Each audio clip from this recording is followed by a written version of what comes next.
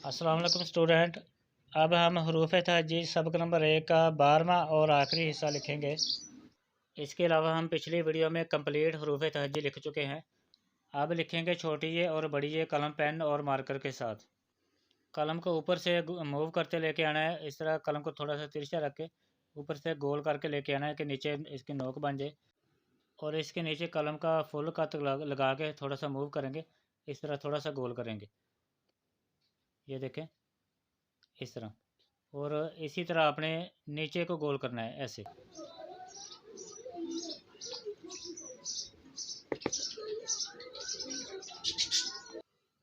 और इसी तरह आपने इसको नीचे गोल करते हुए लेके आना है।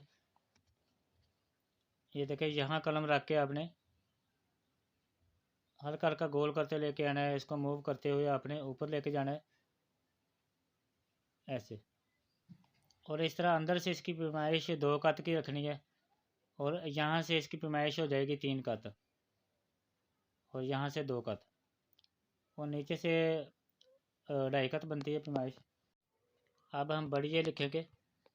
बड़ी ये को ऊपर से शुरू करेंगे। इस तरह कलम की नोक से हमने ऊपर वाला हिस्सा बारीक बनाना है। इस तरह थोड़ा सा मूव करके बनाना है। तो इसके नीचे एक सीधी लाइन फुल कट लगा के इस तरह थोड़ा सा कलम को तिरछा रख के लगानी है लाइन के ऊपर। और ऊपर वाला हिस्सा बिल्कुल सीधा रखना है। नीचे से हल्का सा मूव करना है, अपने एंड वाली नोक बनानी है। तो ये बड़ी ये बन जाएगी। तो अब हम लिखेंगे मार्कर के साथ। ये लफ्ज़ मार्कर से लिखेंगे। मार्कर के हिसाब से आपने ऊपर वाली लाइन से छोटी ये शुरू करना है और लाइन के नीचे से गुजारना है। ये देखिए, लाइन के नीचे से गुजारा। तो ये भी वही हिसाब होता है, इसकी पैमाइश भी वही होती है जैसे ऊपर रखी थी ये। लेकिन ये कलम कद के हिसाब से, मार्कर के हिसाब से इसकी पैमाइश थोड़ी सी कम होती है और ये छोटी बनेगी। और इसी तरह आपने बड़ी ये लिखना है।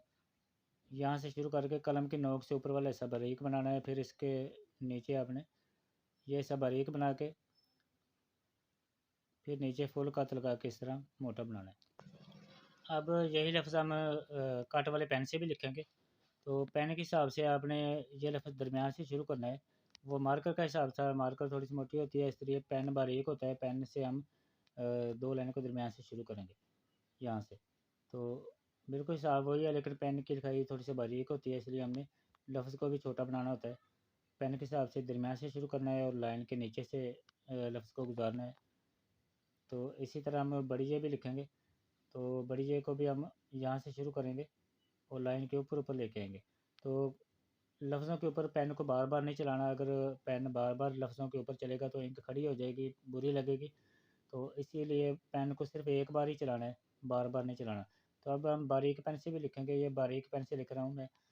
तो बारीक पेन से भी आपने दरमियान से लफ्ज़ को शुरू करना है, लाइन के नीचे से गुजारना है और पेन को एक बार ही चलाना है, बार बार पेन इसके ऊपर पेन नहीं चलाना।